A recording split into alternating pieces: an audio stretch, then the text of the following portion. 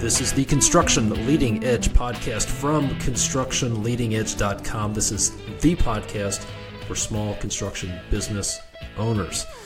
This podcast is all about helping you avoid expensive tax mistakes. You're going to learn about what are the 10 most expensive tax mistakes that cost business owners thousands of dollars. You're going to learn about what is proactive tax planning and how can it minimize your taxes. What are you probably doing wrong when you're dealing with your CPA? How often should you talk to your CPA? What does a CFO do?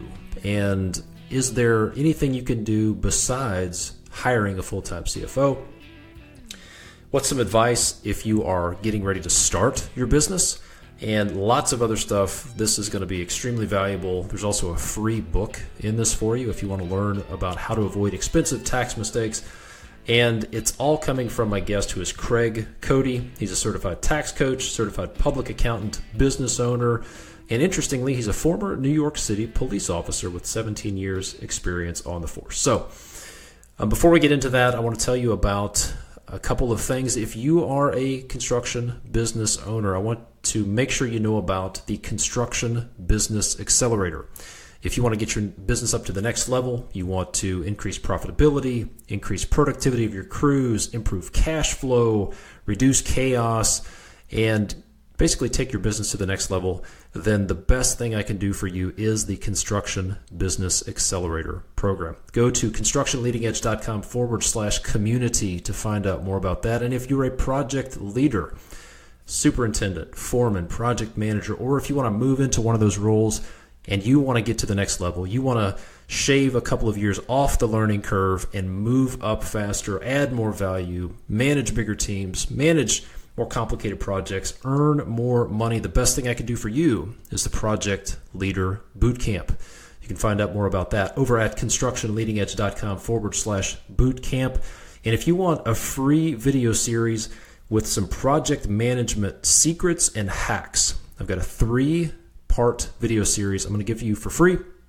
It's out of the Project Leader Bootcamp. It'll give you a taste for It'll do a couple of things. One, it'll give you a taste for what the Project Leader Bootcamp is about, and it'll give you some really practical stuff you can put to work right now. You can go get your copy of that video series at constructionleadingedge.com/hacks. Now, that's enough about that. Let's get to my conversation with Craig Cody. Craig, welcome to the podcast. Thanks so much for being on here. Oh, thank you very much for having me.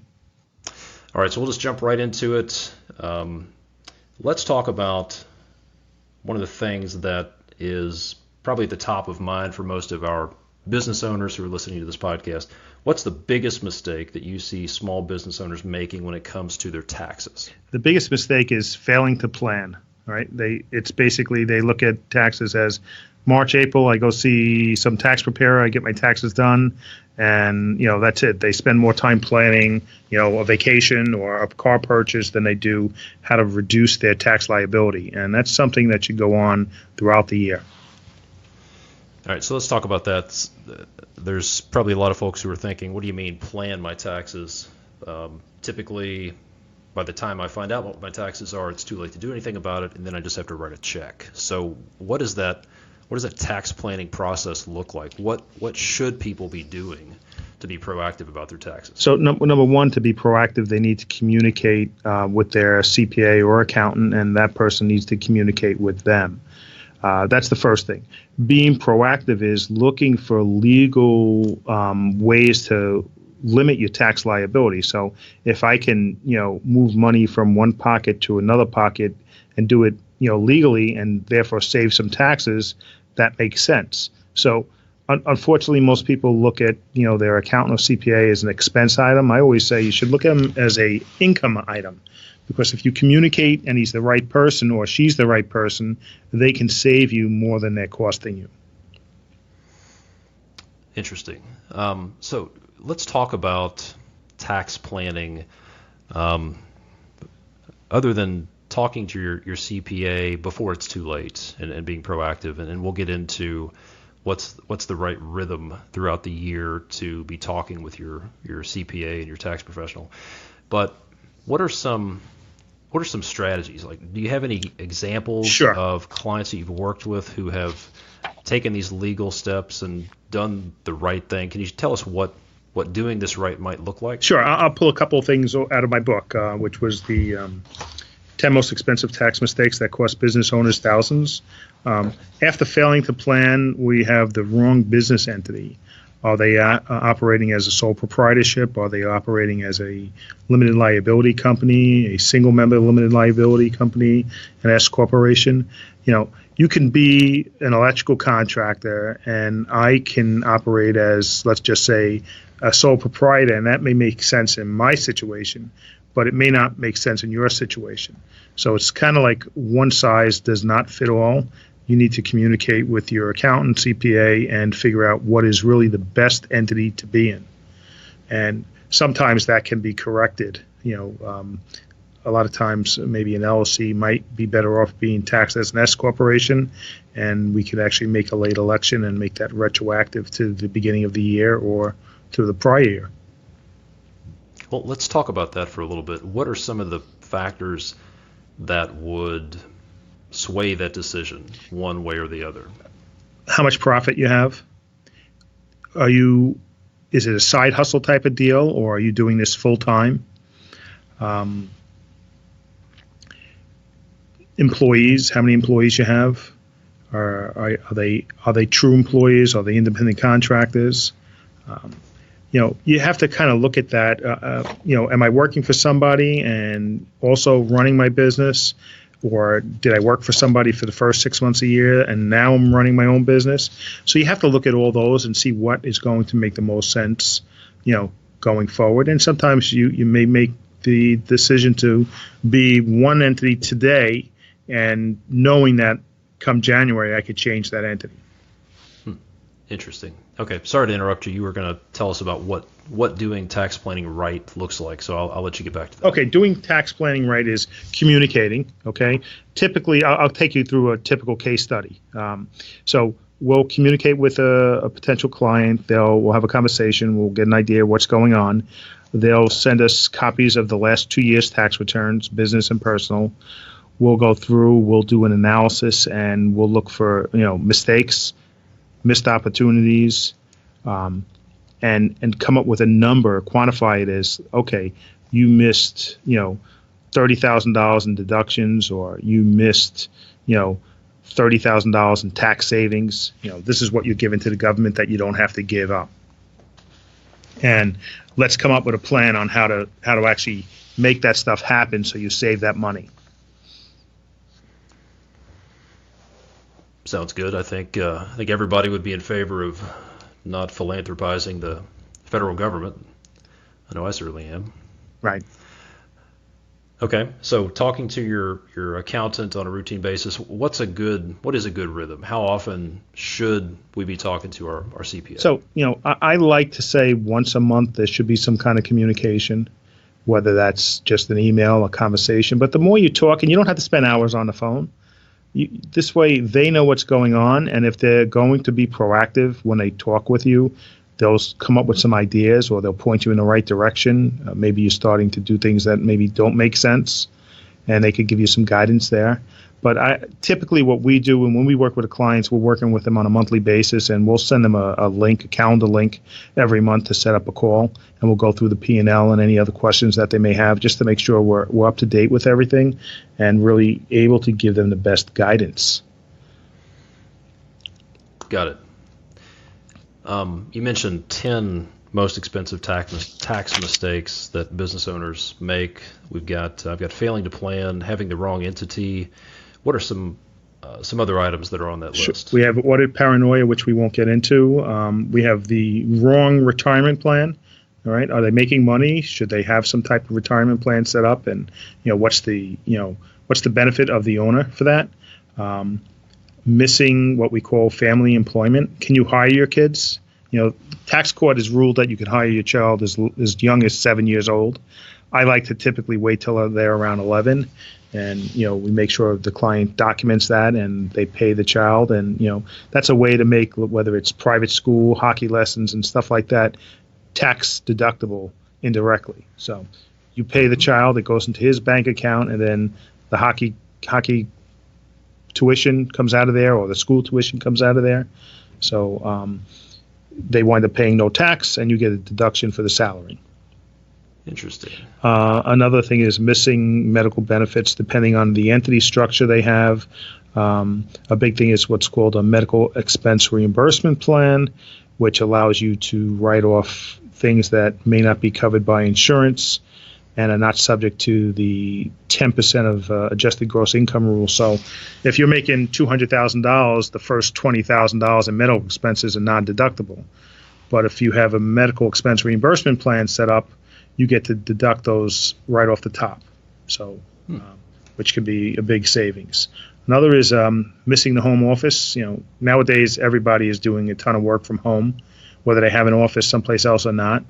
So if you set up a home office and it's a room that's used exclusively for your home office, you get to deduct a percentage of your repairs, your maintenance, your utilities.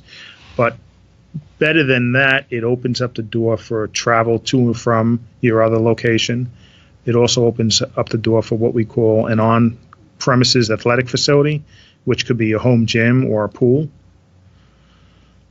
Then it opens up, increased car and truck expenses depending on where you're going, missing meals and entertainment. Those are just a couple of the things that, the main things that people are missing. Okay, good stuff. Yeah, yep, it's good stuff, and it's even better stuff when you're looking at, a $20,000 a year savings and up. So let's talk for a minute to the business owners who maybe they're doing their own bookkeeping right now, and maybe they're doing their own tax prep. Could be that they're in the first year or two of their business, they don't feel like they can afford to either outsource their bookkeeping or to hire a tax professional. What are some things that are not so apparent that those people should be thinking about when it comes to their bookkeeping and their tax preparation? I think the main thing they should be thinking about is what opportunities are they missing by doing their own bookkeeping versus working on their business. So what is that opportunity cost that they're actually giving up? And I talked about this in the last podcast episode. I was speaking with one of my coaching clients, and in a nutshell, he was I had encouraged him to outsource the bookkeeping to his CPA, and came back and he was a little frustrated and disappointed that he was going to have to spend like $80 or $100 an hour to have them do the bookkeeping. And as we talked through it, it became apparent that that was a bargain, because the time he was spending on bookkeeping was worth way more than what he would have to pay somebody to do it. So for folks who are not familiar with opportunity cost, how would you explain that to them? Well, it's kind of like, as the business owner, should you be making copies, or should that $10 an hour intern be making the copies? You should be spending your time on higher value services, such as bringing in the business, and delegate those lower level services to people within or outside of your organization. Yeah, only do what only you can do is one way that I've heard it described. That's right. That's tough though when you're bootstrapping, and especially if you're a one man or one woman show just getting started. It can be tough to write that check for something that you can do yourself. But I can tell you, and I think Craig would agree, that you should be focused on other revenue producing work and look for every opportunity you can to outsource things like that. So when it comes to outsourcing bookkeeping, is there any advice that you would, or how do you see this going, or what advice would you give to someone who's thinking, all right, you've convinced me, I need to stop doing my own books, what do I do now? Well, there's plenty of outsource companies out there that do, outsource your books. Will do that for you. I guess you want to make sure that you actually have control of that file and you're not going to lose it, or you want to work with a CPA who's going to do that for you. So everything is at one place, and it's, you don't get involved in he said, she said. So whose responsibility? Ultimately, all responsibility should lie with that CPA or CPA firm to make sure everything is done correctly. And if you're using an outsourced company, that might not be the case. So that's the only issue I have with people that are using another company and then they're bringing it into their CPA at the end of the year. Typically, the CPA's got to spend a lot of time at a time when he's probably busiest, and it's not going to work that well. That's why with us, our clients, one of the precursors is we do their books, because this way we know what's going on and we get to spend the time with them throughout the year making sure everything is correct. Sure. And there's a lot of value in having the folks that will be preparing your taxes to do your books, so that there's not that translation and errors that need to be fixed. So makes a lot of sense. One thing I wanted to ask you about is I've seen some really cheap bookkeeping services online, like bench.co, I think.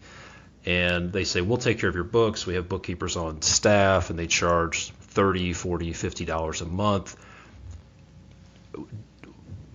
That looks really attractive, but what do you actually get from those bookkeeping services? Are you familiar with them enough to speak to some concerns that people should be aware of? Like I said, I haven't dealt with them because if you're a client of ours, we're doing your bookkeeping. We've taken over clients that have come from other bookkeeping services like that. And they're just that. They're a bookkeeping service, and it's kind of, you put the stuff in one way, that's the way it comes out. So it may not be correct. But I'm not familiar. I haven't taken over any clients from Bench, but our experience is when we take it over from any bookkeeping service, there's usually a lot of cleanup work that needs to be done. Got it. So the takeaway here is that if you're thinking about outsourcing your bookkeeping, what I'm hearing is don't just look at getting rid of the bookkeeping, because bookkeeping is a means to an end, and ultimately you need to have good books so that you can do tax preparation properly and take full advantage of all the opportunities that are out there. And that all starts with keeping good books. And I had some conversations with somebody at Bench. I think it was bench.co. And my takeaway was, and maybe I missed something, but my takeaway was they would hook your bank statements and your credit card accounts into some sort of a dashboard reporting system and send you reports. And that's really it. So my advice would be, if you're thinking about looking at a service like that, be very careful. You may not get a whole lot of value. You certainly wouldn't get any sort of one-on-one attention or advice. You're just getting some sort of integration software. But just to interrupt, that may work with your CPA. That they may be okay with that. True. All right. True. So that's a good point. If it works for everybody involved, give it a shot. Let's talk to the folks who are listening to this podcast who are planning to start their own business sometime in the next couple of years. Do you have a couple of pieces of advice or common mistakes you can share with those folks in that situation? Yeah, I would make sure you communicate with your team ahead of time, which means have a conversation with an attorney, have a conversation with an insurance person to make sure you're going to have the right insurance, and so you're covered from day one. Having a conversation with a CPA firm. So make sure that you set everything up in the optimal way versus trying to fix it all after the fact. Yeah, definitely. Let's switch gears a little bit. I understand that you spent some time with the New York City Police. Can you talk a little bit about that and maybe tell us a little bit about what you've learned as it relates to dealing with people or business? What were some of the key takeaways there from your career in law enforcement? Sure. Well, I spent 17 years there working with some of the best people in business, in the business of policing. So my key takeaway was I really learned how to communicate with people, because you had to communicate with the guy that could be the corporate CEO, and then you had to communicate with the guy that might have been a recent immigrant. People making a lot of money, people below the poverty line, and you had to be able to, communicate effectively. And I think that's helped me greatly in building our business, because the key is really communicating with clients and, showing them how you could give them value and save them money, and making them feel comfortable communicating with you and asking those questions. So what are some strategies or tactics you use when you're communicating with someone for the first time? Are you trying to build rapport with them? Are you trying to what's going on in your mind when you're talking to a potential client? Well, you want to bring everything down to their level on as far as accounting goes. All right. Mm-hmm. So the guy can be have a great business but he's really, not that hooked into the whole accounting side. So you don't want to be talking about things that are going to make him just kind of roll his eyes. Speak on his level, make your point, and make him feel or her feel, comfortable communicating back and forth, because the more questions they ask, the more help you can give them. Good advice. Good advice. Now, let's talk about the role of the CFO. What exactly does a CFO do in an organization? CFO is really in charge of all financial operations. So depending on the level that you're dealing with an outsourced CFO, that can alleviate, the business owner's headaches. So on a typical CFO client in the construction industry, they're running their business. They're doing what they need to do to build it and operate it, and we're handling all the back office, the whole financial end for them. Other than paying bills, and sometimes we're using a service like Bill.com where we load the bills up, they go in and they authorize everything to get paid. But they're not worried about the financial end, and they don't have to have the bookkeeper or the controller or the CFO in the office next to them, thanks to the computer and the internet. So obviously, there's a progression. If someone's listening to this and they've got a growing business, it's not a situation where you need to go out and hire a CFO full time. But you mentioned outsourced CFO services.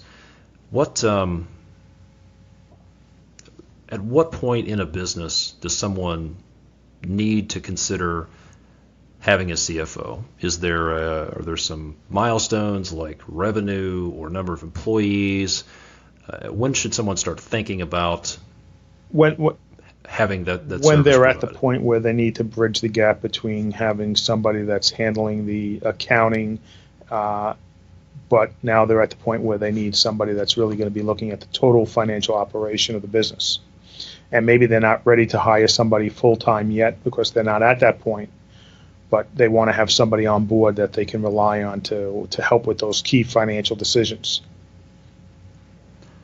And are there any metrics or milestones that looks like, based on the clients you've worked with, whether it's size, age, revenue, or is it really very they're specific? Typically a mature company.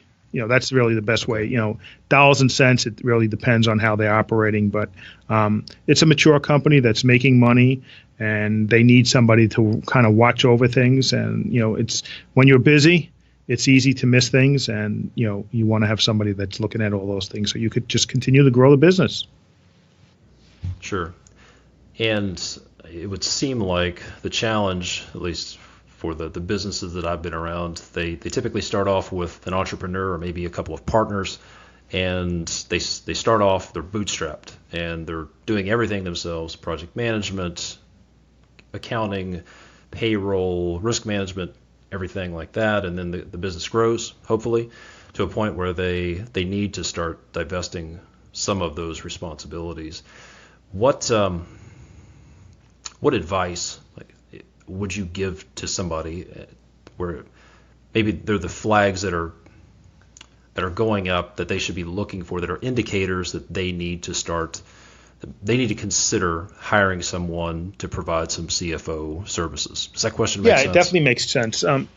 You're a mature company, you're making money, you're growing, and you don't have the time to really be so involved on the financial side. Or if you spend the time on the financial side to really provide like a CFO service, you need to hire somebody. Otherwise, if you're doing it, you're just going to slow the growth of the company. So And that's typically where we get involved, in other outsourced CFO services, get involved in, it's a fast growing company, and the owner or owners really want to maintain their hands-on approach to building the business and want to offload some of the controllership responsibilities to, a trusted partner. Makes perfect sense. Well, Craig, I know we've got a time constraint we're coming up against. You've got an audience of construction business owners and people who are planning to start a business sometime in the next few years. What advice or mistakes or what's some wisdom that you can share with those folks? The biggest mistake is failing to plan. So the wisdom is really reach out to your professional, communicate with them, let them know that you want them to communicate with you, and really solidify that relationship. So it's not an annual relationship, it's more of a monthly relationship, and that's where you're going to get the best value. Excellent. Good stuff. Well, I understand you've got an offer for the folks listening to the podcast. If you could tell us about that offer, and then if people want to find out more about working with you or more about the resources you have available, if you could share some information on how they can connect with you. My first book was a Amazon bestseller, but my second book is called The 10 Most Expensive Tax Mistakes That Cost Business Owners Thousands, and we will send a free paperback copy to any of the listeners that request it. I know you'll have the link in the show notes, but it will be www.craigcody.com/leading edge. Or you can email at craig@ccodycpa.com or call us at 516-869-4051, and we will get a book out to you.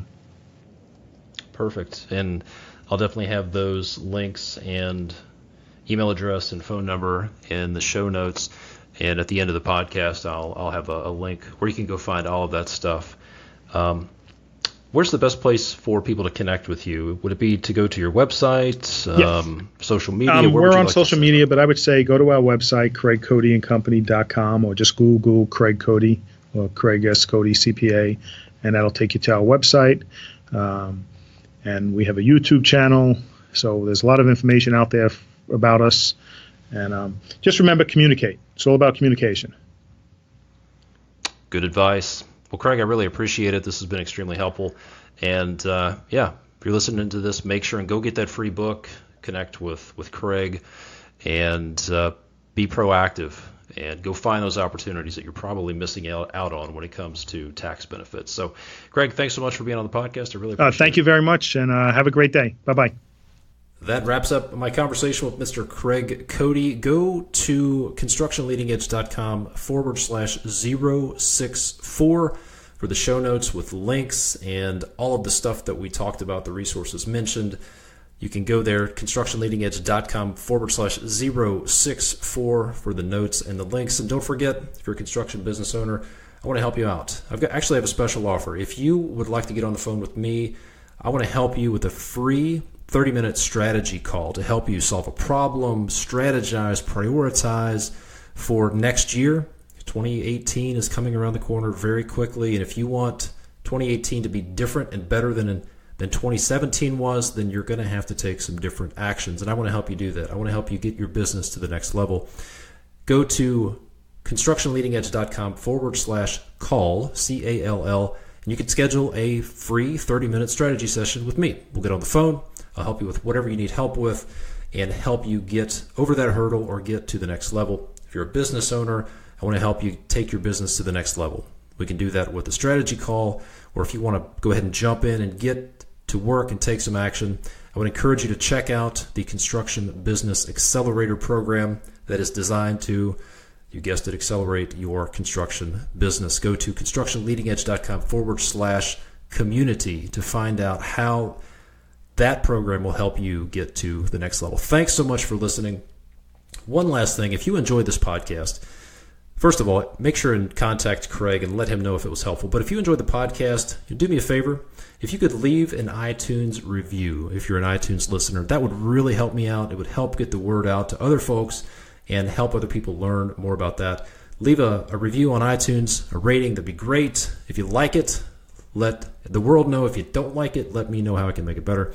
But I've got a quick video on how you can leave an iTunes review. If you need some help with that, go to constructionleadingedge.com/iTunes review. Thanks for listening. I appreciate it. My name is Todd DeWalt. I'll talk to you next time.